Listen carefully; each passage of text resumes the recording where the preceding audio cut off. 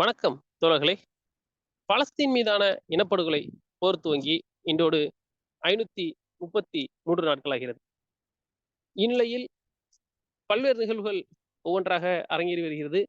இதில் மிக குறிப்பாக நாம் கடந்த காணொளியில் பேசியிருந்தது போல காசாவில் மிக கடுமையான தாக்குதலை தொடர்ந்து இஸ்ரேல் நடத்தி வருகிறது. இதற்கு எதிர் தாக்குதலாக பல நாட்களுக்கு பிறகு முதல் முறையாக ஹமாஸின் ராணுவ பிரிவான அல்கசம் பிரிகேடு 2 நாட்களுக்கு முன்பு செய்திருந்தது. இப்படி ஒவ்வொன்றாக மாறி மாறி நடந்து கொண்டிருக்கிறது. மறுபுறம் லெபனானில் இருந்து நேற்று 5 ஏவுகணைகள் இஸ்ரேல் உள்ளே, அதாவது ஆக்கிரமிப்பு பாலஸ்தீன் உள்ளே விழுந்ததாகவும் அதற்கு நாங்கள் பதிலடி கொடுக்கிறோம் என்று கூறிவிட்டு மிக கடுமையான ஒரு தாக்குதலை இஸ்ரேல் நடத்தியிருக்கிறது. அந்த லெபனானில் இருந்து வீசப்பட்ட ஏவுகணை உண்மையில் ஹெஸ்புல்லா வீசியதா அல்லது அது ஒரு ஃபால்ஸ் ஃபிளாக் ஆபரேஷனா என்றும் ஒரு கேள்வி எழுப்பப்பட்டு கொண்டிருக்கிறது. இப்படி பல நிகழ்வுகள், பல விஷயங்கள் பேச வேண்டியிருக்கின்றன. ஒவ்வொன்றாக பேசுவோம். நம்முடைய தோழர் செந்தில் அவர்கள் இணைந்திருக்கிறார். வணக்கம் செந்தில் தோழர். வணக்கம் தோழர். தோழர், இந்த இது எல்லாம் தாக்குதல் இதெல்லாம் பார்த்துட்டே இருப்பீங்க. அதில் வந்து நான் கொஞ்ச நேரத்துக்கு முன்னாடி பார்த்த ஒரு செய்தி. அந்த செய்தி வந்து எப்படின்னா, காசா உள்ள இருக்கக்கூடிய பாலஸ்தீனர்கள் வந்து நீங்க விருப்பப்பட்டு இதை விட்டு வெளியில போகணும், காசா விட்டு வெளில போய் வேற நாட்டில் வந்து நிரந்தரமா குடியேறியறணும் அப்படின்னா, அதாவது வந்து இந்த இடத்த காலி பண்ணிட்டு நீங்க போயிடணும் அப்படின்னா அதுக்கு நாங்கள் ஹெல்ப் பண்றோம், அதுக்கு நாங்கள் வந்து ஆஃபீஸ் ஓப்பன் பண்றோம் அப்படின்னு சொல்லிட்டு இஸ்ரேலுடைய ராணுவம் வந்து ஆஃபீஸ் ஓப்பன் பண்ணுது அப்படின்னு ஒரு செய்தி பார்த்தேன். இது வந்து ட்ரம்ப் சொன்ன, நாங்க வந்து காசா மக்களை அங்கேருந்து வெளியேற்றிட்டு அந்த இடத்த நாங்கள் எடுத்துக்கோன்னு சொன்ன இதுக்கு வந்து வலு சேர்க்கிற மாதிரி இருக்கு அப்படின்னு ஒரு கருத்து நிலவுது. இது நம்ம எப்படி புரிஞ்சுக்கிறது?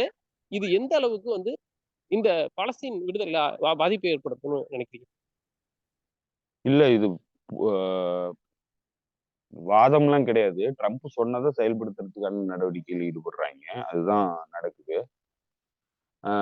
அதுல ஒரு குறிப்பான சம்பவம், இன்னைக்கு ரஃபா பகுதியில ஒரு 50,000 பொதுமக்களை வந்து சுற்றி வளைச்சிருக்குது ஐடிஎஃப் ராணுவம்.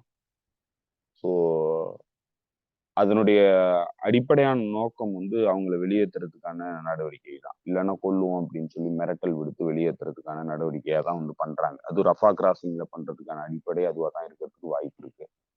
ஸோ அது எந்த அளவுக்கு செயல்பாட்டுக்கு வரும் என்னன்னு தெரியல. 2 நாளைக்கு முன்னாடி எஜிப்து வந்து ஒரு ஒரு 5 லட்சம் பேரை வந்து நாங்க டெம்பரரியா குடியமர்த்துறதுக்கு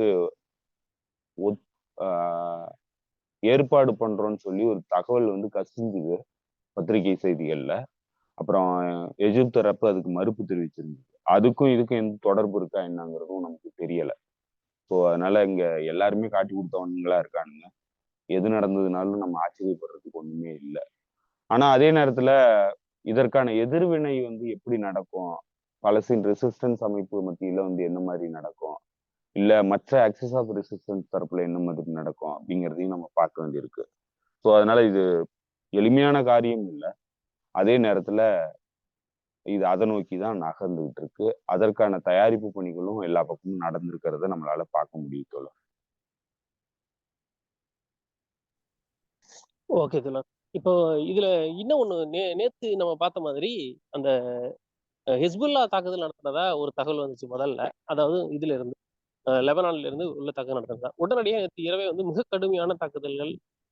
அவங்க வந்து இந்த புதுசா சேர்ந்திருக்கக்கூடிய ராணுவ அமை அமைச்சர் அப்புறம் வந்து நெத்தன்யாகு 2 பேரும் பேசினாங்க. அவங்க வந்து ஸ்பெஷல் ஆபரேஷனுக்கு உத்தரவிட்டிருக்காங்கன்னு சொல்லி பல பல 10க்கும் மேற்பட்ட விமானங்களை அனுப்பிச்சு மிக கடுமையான தாக்குதலை வந்து அந்த டயர் அப்படின்னு சொல்லக்கூடிய ஒரு பகுதி மேல நடத்தியிருக்கிறாங்க. அதுதான் வந்து ஹிஸ்புல்லாவோட மிக முக்கியமான இடம் அப்படின்னு சொல்றாங்க. நாங்கள் அதை அழிச்சு மிக கடுமையான மக்களை இது பண்ணியிருக்காங்க. இது எல்லாம் தோழர்கள் பார்த்துருப்பாங்க. எனக்கு என்ன தெரியணும்னா, உண்மையிலேயே அந்த ஒரு 5 ஏவுகணை அங்கேருந்து வந்து விழுந்தது ஹிஸ்புல்லா அனுப்பிச்சதா இல்ல அது ஃபால்ஸ் ஃபிளாக் ஆபரேஷன்? அது complete false flag operation. Hezbollah வந்து அதற்கான மறுப்பை வந்து வெளியிட்டுருச்சு. அது இம்மீடியட்டா வந்து மறுப்பை வெளியிட்டுருச்சு, நாங்க பண்ணலன்ட்டு. வேறொரு அமைப்பின் மீது அந்த பழியை போடுறதுக்கான முயற்சியில வந்து ஈடுபட்டாங்க. அதுவும் வந்து அவங்க அமைப்பும் மறுப்பு தெரிவிச்சிருக்கு. ஸோ அதனால யாரு பண்ணாங்கிறது தெரியல.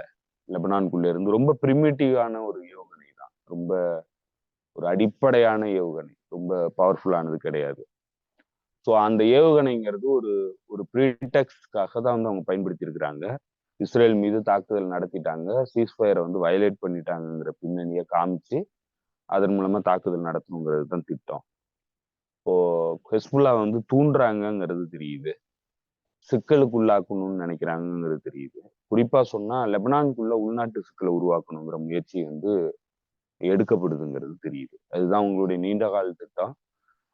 அது நடைபெறாம போயிடுச்சு. ஆனா மீண்டும் வந்து அதை முயற்சி எடுக்கிறதுக்கான ஒரு வாய்ப்பா இந்த இந்த தாக்குதலை பயன்படுத்தி அவங்களுடைய தாக்குதலை தீவிரப்படுத்திருக்கிறாங்க. இதுல ஒரு இடத்துல இருந்து தாக்குதல் நடக்கல. ஒரு இடத்துல மட்டும் இவங்க தாக்குதல் நடத்தல. டயருங்கிற அந்த சூருங்கிற அந்த நகரங்கிறது புராதன நகரம். கிட்டத்தட்ட வந்து 3000 ஆண்டு பழமையான பல கிரீக் ஆர்கிடெக்சர்ஸ் எல்லாம் இருக்கக்கூடிய ஒரு நகரம். ஸோ அந்த நகரத்தின் மீது தாக்குதல் நடத்தியிருக்காங்க. தொடர்ந்து போன முறை நடந்த தாக்குதல்லையும் அந்த நகரங்கள் மீது பெருமளவுக்கு தாக்குதல் வந்து நடத்தப்பட்டுச்சு. புராதன சின்னங்களை அழிக்கணும், அவங்களுடைய அடையாளங்களை அழிக்கணுங்கிறத நோக்கமா வச்சு. இது ஒரு கல்ச்சுரல் ஜெனசைடு. ஸோ அதுதான் பண்ணியிருந்தாங்க. அதே மாதிரிதான் இப்பவும் பண்ணியிருக்கிறாங்க. அது ஒரு இடத்துல மட்டும் பண்ணல. சவுத்து தொடங்கி நார்த் வரைக்கும் எல்லா பகுதிகளிலும் தாக்குதல் நடத்தியிருக்கிறாங்க. சிரியாவுக்கும் லெபனானுக்கும் போற வழித்தடங்கள்ல தாக்குதல் நடத்தியிருக்கிறாங்க. பாலங்கள்ல தாக்குதல் நடத்தியிருக்கிறாங்க. ஸோ இதெல்லாம் வந்து ஒரு ஒரு 5 ஏவுகணைகள் தாக்குதல் நடத்தினதுனால ஏற்பட்ட பதிலடி தாக்குதல் கிடையாது. இது கண்டிப்பா வந்து திட்டமிட்ட தாக்குதல். ஸோ அதற்கான ஃபால்ஸ் பிளாக் ஆபரேஷனா தான் இந்த தாக்குதலும் நடந்திருக்கு. ஓகே தல. இது நான் சிரியா பத்தி கேட்கணும்னு நினைச்சேன். அதுக்கு பிஃபோரா ஏமன் இந்த ஆக்சஸ் ஆபரேஷன்ல ஏமன் வந்து ஆக்டிவா இருக்கிற மாதிரி தான் தெரியுது. அவங்க வந்து தொடர்ந்து தாக்குதல் நடத்திட்டு இருக்கிறாங்க. நேற்று வந்து ஹுடைடா ஏர்போர்ட்ல வந்து நேற்று இரவு வந்து 3 முறை போர் விமானங்கள் தாக்குதல் நடத்துறதா சொல்றாங்க. அதை பத்தி சொல்லுங்க. இதுல இன்னும் முக்கியமா வந்து ஏன்னா எனக்கு இதுல ஒரு கிளாரிட்டி தேவைப்படுது. அமெரிக்கா மட்டும்தான் இந்த போர் விமானங்களை அனுப்பி தாக்குதல் நடத்துதா இல்ல இங்கிலாந்து இதுல சேர்ந்து நடத்துதா அப்படின்ற ஒரு சந்தேகம் இருக்கு. இங்கிலாந்து வந்து தொடர்ந்து இந்த தாக்குதல்கள்ல தன்னை ஈடுபடுத்திக்குது. ஏன்னா அது வந்து ஒரு எப்படி சொல்லுவாங்க ஆங்கிலத்துல சொன்னா சைட் கிக்கு. அமெரிக்காங்கிறது ஒரு பவர்ஃபுல்லான நாடா இருந்ததுன்னா உடனே ஒட்டிட்டு வரக்கூடிய ஒரு நாடு தான். ஏன்னா இன்னைக்கு பழைய ரவுடி. இங்கிலாந்துங்கிறது பழைய ரவுடி. இன்னைக்கு அவனுங்கள்ட்ட எந்த பவரும் கிடையாது. அதனால அமெரிக்கா என்ன சொன்னாலும் செஞ்சுக்கிட்டு கூடவே ஓடுவானுங்க. அது மூலமா தன்னையும் வந்து ஒரு பவர்ஃபுல்லான நாடா உலகத்துக்கு காட்டிக்கிறது. ஸோ அதுதான் அவனுங்க பண்ணிட்டு இருக்காங்க. ரெண்டாவது அவனுங்களுக்கு சைப்ரஸ்ல இருக்கக்கூடிய இது ஏர்ஃபோர்ஸ் தளம். அந்த தளம் வந்து ஆக்சுவலா அவனுங்க தான் யூஸ் பண்ணும். ராயல் ஏர்ஃபோர்ஸ் தான் யூஸ் பண்ணும். ஆனா அமெரிக்காவுக்கு திருட்டுத்தனமா விடுறானுங்க. அது அந்த டீலுக்கு முரணானது. ஆனா அதை பண்ணிட்டு தான் இருக்கிறானுங்க. ஸோ இந்த 2 காரணங்களால அவங்க கூடவே வந்து போறானுங்க. அது நடந்துகிட்டு இருக்கு. அதே மாதிரி நேத்து வந்து நடந்த தாக்குதலுக்கு அப்புறம் யமன் ஆர்ம்டு ஃபோர்ஸஸ் வந்து சொன்ன தகவல்ல என்ன சொல்லியிருந்தாங்கன்னா பென்கோரியன் ஏர்போர்ட்ல தாக்குதல் நடத்தியிருக்கிறாங்க. அப்போ அவங்க என்ன சொல்லியிருக்கிறாங்கன்னா பென்கோரியன் ஏர்போர்ட் டிராவலுக்கு சேஃப் கிடையாது. உங்களுடைய விமானங்களை அங்க வந்து சேஃபா வந்து கொண்டு வந்து இறக்க முடியாது. அதனால உடனடியா வந்து அந்த விமானத்தை இயக்கத்தை வந்து தடை செஞ்சுக்குங்க அப்படின்னு சொல்லி எல்லாருக்கும் சொல்லியிருக்கிறாங்க. ஸோ என்னன்னா யமன் அன்சார் அமைப்பு ரொம்ப ஆக்டிவா வந்து இயங்குது. அவங்க மீது தாக்குதல் நடத்தினா இம்மீடியட்டா வந்து திருப்பி தாக்குறாங்க. ஸோ அதனால யமனை வந்து கட்டுப்படுத்த முடியலங்கிறது தெளிவா தெரியுது. அமெரிக்காவினுடைய மிலிட்டரி மைட்டு யமன்கிட்ட ஒர்க் ஆகலைங்கிறது தெரியுது. அதே நேரத்துல நேற்று நடந்த தாக்குதல் குறிப்பா வந்து ஹுடைடாவில் நடந்த இந்த ஏர்போர்ட்ல நடந்த தாக்குதல், இன்னும் பல இடங்கள்ல சடா கவர்னரேட்ல நடந்த தாக்குதல், பல இடங்கள்ல தாக்குதல் நடந்திருக்கு. அதுல நேவல் போர்ஸினுடைய கமாண்டர் இன் சீஃபா இருக்கக்கூடியவரை அசாசினேட் பண்றதுக்கான முயற்சியில அமெரிக்கா ஈடுபட்டதா தகவல் வருது. ஸோ அந்த முயற்சி வந்து தோல்வி அடைஞ்சிட்டதாகவும் சொல்றாங்க. ஸோ அதனால யமன் அன்சார் அமைப்பு கிட்ட எதிர்கொள்ள முடியல. நேற்றும் மீண்டும் வந்து அவங்க வந்து அந்த ஹாரி ட்ரூமன் ஏர்கிராஃப்ட் கேரியர் மீது தாக்குதல் நடத்தியிருக்கிறாங்க. பல மணி நேரங்கள் வந்து அந்த தாக்குதல் நீடிச்சதா சொல்றாங்க. 2 பேத்துக்குமான சண்டை. ஸோ அமெரிக்காவெல்லாம் எதிர்கொள்ள முடியல. கூடுதலா 2 ஏர்கிராஃப்ட் கேரியரை வந்து இந்த பகுதிக்கு அனுப்புறதா அமெரிக்காவினுடைய பாதுகாப்பு செயலாளர் வந்து சொல்லியிருக்கிறாரு. பாதுகாப்புத்துறை செயலாளர். ஸோ அதனால அமெரிக்காவால் எதிர்கொள்ள முடியல. ஏற்கனவே பைடன் அரசுக்கு என்ன நிலை ஏற்பட்டுச்சோ அதுதான் ட்ரம்ப் அரசுக்கும் ஏற்படுங்கிறது தான் தெளிவா தெரியுது.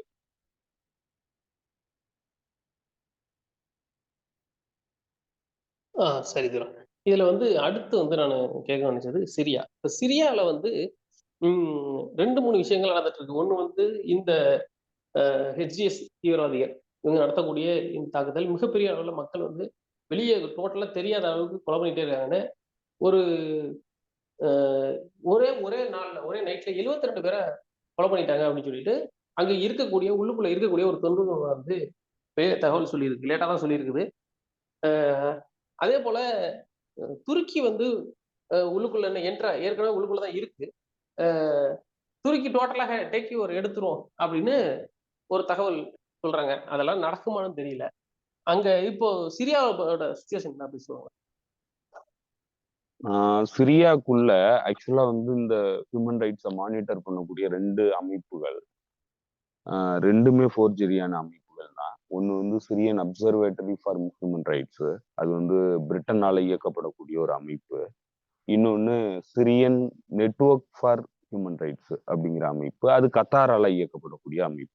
இந்த 2 அமைப்பு தான் வந்து ஹியூமன் ரைட்ஸ் மனித உரிமை சார்ந்த ரிப்போர்ட்டுகளை கொடுத்துக்கிட்டு இருக்கிறாங்க. வேற யாரும் கொடுக்கறது இல்லை.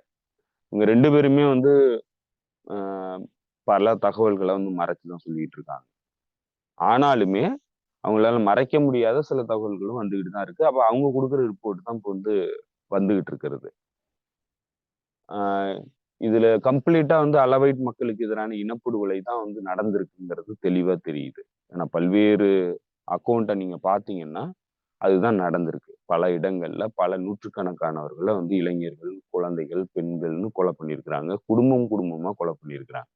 இதுதான் வந்து இந்த டெக்ஃபீரி எலமெண்ட்ஸ் இங்க வந்ததுக்கு அவங்க பண்ண விஷயம். அவங்க வந்து செக்டேரியன் டிவிஷன்ல இவங்க கொலை பண்ணது தான் அவங்க மெயினா பண்ணது. சிரியாவுக்கு இஸ்ரேலுக்கு எதிராக எதுவும் பண்ணல. இஸ்ரேல் வந்து தாக்குதல் நடத்தினாலும் எதுவும் பண்ண மாட்டேன்றாங்க. நேத்து கூட வந்து மீண்டும் 2 இடங்கள்ல தாக்குதல் நடத்தப்பட்டிருக்கு.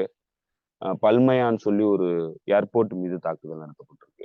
எல்லா இடங்கள்லயும் தாக்குதல் நடத்துறாங்க. இஸ்ரேலுக்கு முழு கிரீன் லைட் கொடுத்துறானுங்க. இஸ்ரேல் நாங்க எதுவும் பண்ண மாட்டோம்ட்டு. இவனுங்க வந்ததே இஸ்ரேலுக்கு வழி கொடுக்கறதுக்கு தான் வந்த மாதிரி தெரியுது. இன்னொரு பக்கம் துருக்கியினுடைய உள்நாட்டு அரசியலுக்குள்ள பெரிய குழப்பங்கள் ஏற்பட்டிருக்கு. துருக்கியோடைய எடகானுக்கு எதிரான வேட்பாளராக கருதப்படுற வாய்ப்பு இருக்கக்கூடிய ஒரு வேட்பாளராக கருதப்படுற இஸ்தான்புல் மேயரை வந்து அரெஸ்ட் பண்ணியிருக்கிறாங்க நேற்று.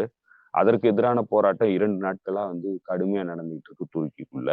அவரை வந்து அரெஸ்ட் பண்ணி இப்போ கரப்ஷன் சார்ஜ்ல வச்சிருக்காங்க. அவங்கள வந்து பிகேகேவுக்கு ஆதரவா இருந்தாருன்னு சொல்லி தீவிரவாத ஆதரவு இதுல வந்து தீவிரவாத சட்டத்துக்குள்ள வந்து கைது செய்யறதுக்கான முயற்சி நடந்து அது தோல்வி அடைஞ்சிருச்சு. இப்போ கரப்ஷன் சார்ஜ்ல வச்சிருக்காங்க ஊழல் வழக்குல. அது எந்த அளவுக்கு போகும் என்னங்கிறது தெரியல. ஸோ துருக்கிக்குள்ள அரசியல் நிலையற்ற தன்மை வந்து உருவாகிறதுக்கான வாய்ப்பு இருக்கு. எடோகானை தூக்கி எறியறதுக்கான வாய்ப்பும் இருக்கிறதா கருதப்படுது. அது எந்த மாதிரி போகும், இல்லை ஒரு ஒரு டிக்டேட்டர்ஷிப் ரூலா வந்து எடோகான் வந்து துருக்கியை கையில் எடுக்க போறாரா என்னங்கிறதெல்லாம் நம்ம பொறுத்திருந்து பார்க்கணும். அதே நேரத்துல இன்னைக்கு நெத்தன்யாகு ஒரு எமர்ஜென்சி கேபினெட் மீட்டிங்கை போடுறாரு. அதனுடைய பிரதான எஜெண்டாவை என்ன சொல்றாங்கன்னா, துருக்கிக்கு எதிரான நடவடிக்கைக்கு நம்ம தயாராகணும். அதற்கான பேச்சுவார்த்தை இன்னைக்கு நடக்கிறதா சொல்றாங்க. ஏன்னா துருக்கி வந்து முழுமையா சிரியாவை தன்னுடைய கட்டுப்பாட்டில் எடுக்க போறதாகவும், அதற்கு எதிரான நடவடிக்கையில இஸ்ரேல் ஈடுபட போறதாகவும் இந்த தகவல் வந்து கசிய விடப்பட்டிருக்கு. அது எந்த அளவுக்கு சாத்தியப்படக்கூடியது? 2வது துருக்கி வந்து எப்படி அமெரிக்காவுக்கும் இஸ்ரேலுக்கும் எதிராக செயல்படும்? இதெல்லாம் வந்து நம்ப தகுந்ததா இல்லை. ஆனா வேற ஒரு வகையான வாய்ப்பு தான் வந்து காணப்படுது. இவங்க எல்லாருமா சேர்ந்து ஆக்சிஸ் ஆஃப் ரெசிஸ்டன்ஸ் தரப்புக்கு எதிரான போருக்கு போறதுக்கான வாய்ப்பு தான் தெரியுதே தவிர, துருக்கிக்கும் இஸ்ரேலுக்கும் எந்த பிணக்கும் வர்ற மாதிரி தெரியல. அவங்க 2 பேரும் சண்டை போட்டுக்கிறதுக்கான வாய்ப்பு மிக குறைவா தான் இருக்கு. ஓகே, ஓகே தோழர். இதுல வந்து இப்போ நீங்க ஆக்சிஸ் ஆஃப் ரெசிஸ்டன்ஸ் சொன்னதுனால நான் கேட்கிறேன். ஈரானுக்கு எதிரான இந்த இவங்களோட பிளானிங் அதுக்கு வந்து 2 நாளைக்கு முன்னாடி நேரடியாவே பதில் சொல்லியிருக்கிறாரு ஈரானுடைய சுப்ரீம் லீடர். நீங்க என்ன தலையில நின்னாலும் ஒண்ணும் நடக்காது. உங்களால முடிஞ்சதை நீங்க பாருங்க. நாங்க இதை எப்படி டீல் பண்ணுமோ அது நாங்க செய்வோம். அது ஆயுதமா இருந்தாலும் சரி, மத்த எந்த வழியா இருந்தாலும் சரி அப்படின்னு அவரு நேரடியா சொல்லியிருக்காரு. அ அப்புறம் இன்னும் ஒரு செய்தி பார்த்தேன். அது எந்த அளவுக்கு தெரியல. நான் கூட ஷேர் பண்ணியிருந்தேன். இவரு நெறைய இதுவரைக்கும் வந்து நம்ம வந்து மேற்கு உலகத்துக்கு கூட பேச்சுவார்த்தை நடத்தி நம்ம போய் சேர்ந்துக்குவோம் அப்படின்னு நினைச்சிட்டு இருந்த பெசஸ்கியான், ஈரான் அதிபர், தற்போதைய அதிபராக பெசஸ்கியான் சொல்றாரு, நாளைக்கு இவங்க என்னையே கொன்னாலும் கொல்லுவாங்க அமெரிக்கன்ஸ். நான் அப்படியே செத்தாலும் எனக்கு ஒண்ணும் பிரச்சனை இல்ல. ஈரான் என்ன செய்யணுமோ அத செஞ்சுக்கிட்டே இருக்கும் அப்படின்னு ஒண்ணு சொல்லியிருக்கிறாரு. இவங்க இந்த ரொம்ப நாளா வந்து இவங்களோட லாஸ்ட் பாயிண்ட், அதாவது வந்து அமெரிக்கன் அந்த நியோகான்ஸோட லாஸ்ட் பாயிண்ட் வந்து ஈரான தாக்குதல் நடத்துறது. ஈரான் மேல தாக்குதல் நடத்தி ஈரான இது பண்றது, அழிக்கிறது. அதுக்கான தயாரிப்புகள்ல இவங்க ஏற்கனவே இறங்கியிருக்காங்க அப்படின்னு நமக்கு நல்லா தெரியுது. இப்போ என்ன பண்ணிட்டு இருக்காங்க? இப்ப ஈரான் அடுத்த ஸ்டெப் என்ன பண்ண போகுது இதுக்கு? இப்போ நடுவுல வந்து ஒரு இது கூட நடந்துச்சு. உங்களுக்கு தெரியும். ஈரானு, சைனா, ரஷ்யா 3 பேரும் சேர்ந்து வந்து ஸ்ட்ரெய்ட் ஆஃப் ஹார்மோஸ் பக்கத்துல பயிற்சியெல்லாம் நடத்துனாங்க. அங்க அந்த அணி என்ன பண்ணிட்டு இருக்கு? அவங்க அதோட பத்தி சொல்லுங்களேன். இல்ல அந்த பயிற்சிங்கிறது நீண்ட நாள் திட்டமிடப்பட்டது. கடந்த 3 ஆண்டுகளா நடக்கிற பயிற்சி தான். ஸோ அதுக்கும் இப்ப நடந்துகிட்டு இருக்கிற டெவலப்மெண்ட்ஸுக்கும் எந்த தொடர்பும் இல்ல. அது வந்து தனிச்ச நிகழ்வு. அது அவங்களுடைய நேவல் எக்ஸர்சைஸ் அவ்வளவுதான். இப்ப நடந்துகிட்டு இருக்கிற ஈரானுக்கு எதிரான முனைப்புகள், அவங்க அதுக்கு எதிராக எடுத்துக்கிட்டு இருக்கிற நடவடிக்கைகள், இன்னைக்கு கூட வந்து அவங்க மிலிட்டரி ட்ரில் பண்ணியிருக்காங்க. இன்னைக்கு கூட ஏர் டிஃபென்ஸை வந்து அவங்க அன்வீல் பண்ணியிருக்கிறாங்க. எல்லாமே என்னத்தை காட்டுதுன்னா அமெரிக்காவினுடைய இந்த யமனுக்கு எதிரான நிகழ்வு, அதை தொடர்ந்து ஈரானை வந்து மிரட்டுறது, இது எல்லாத்தையும் பண்ணிட்டு இருக்காங்க. ஸோ அந்த 1 மாத காலமும் 2 மாத காலமும் அவருடைய லெட்டர்ல ட்ரம்ப் வந்து ஒரு கெடு விதிச்சிருந்தாரு. இதுல பேச்சுவார்த்தைக்கு வரலாம், அப்படி இல்லைன்னா நாங்க வந்து அடுத்த கட்ட நடவடிக்கை நோக்கி நகருவோம் அப்படின்னு சொல்லிட்டு. ஸோ ஐ திங்க் வந்து அதற்கான பதிலை வந்து கொடுக்கணும் ஈரான். இப்போ கொடுப்பாங்க. கொடுத்ததுக்கு அப்புறம் ட்ரம்ப் என்ன முடிவு எடுப்பாருங்கிறத நம்ம பார்க்கணும். அதே நேரத்துல அவரு தெளிவுபடுத்தி இருக்கிறது என்னன்னாக்க, என்ன பண்ண போறோங்கிறத ஆல்ரெடி தெளிவுபடுத்திட்டாரு. ஸோ அதனால புதுசா வந்து சொல்றதுக்கெல்லாம் எதுவும் இருக்கிற மாதிரி தெரியல. அநேகமா வந்து போருக்கு தான் தயாராகிட்டு இருக்கிறாங்க. ஆனா அது போர்ல வந்து எப்படி இவங்க வந்து எதிர்கொள்வாங்க என்னங்கிறதெல்லாம் நமக்கு தெரியல. ஏன்னா இந்த போர் வந்து வெற்றி கொள்ள முடியாத போர் தான். அது பெரிய அளவுக்கு உலக பொருளாதாரத்தை வந்து வீழ்த்தக்கூடிய போரா தான் வந்து போகும் ஒருவேளை நடந்ததுன்னா. அந்த அளவுக்கு வந்து முட்டாள்தனமான முடிவை வந்து அமெரிக்க அரசாங்கம் எடுக்குமா என்னங்கிறது தெரியல. பட் இருந்தாலும் அதை எல்லாத்தையும் கடந்து அதற்கான சூழல்கள் வந்து ரொம்ப நெருங்கி வந்துகிட்டு இருக்கு. அதை தான் நோக்கி இந்த இந்த போர் வந்து நகர்ந்து போயிட்டு இருக்கு. அதுதான் பிரதான நோக்கம். இந்த போருக்கான அடிப்படை நோக்கம்ங்கிறதும் அதுதான் மேற்கத்திய தரப்பை பொறுத்தளவுல. ஸோ அதனால அதை நோக்கி தான் நகருங்கிறது நம்மளால கணிக்க முடியுது. பட் ஆனா அது எவ்வளவு காலத்துல நடக்கும், எப்ப நடக்குங்கிறது தான் நமக்கு தெரியலையே தவிர, ஆனா அதை நோக்கி தான் வந்து இந்த போர் காலம்ங்கிறது நகருது. ஸோ அதுதான் வந்து நம்ம எதிர்பார்க்கலாம் போல.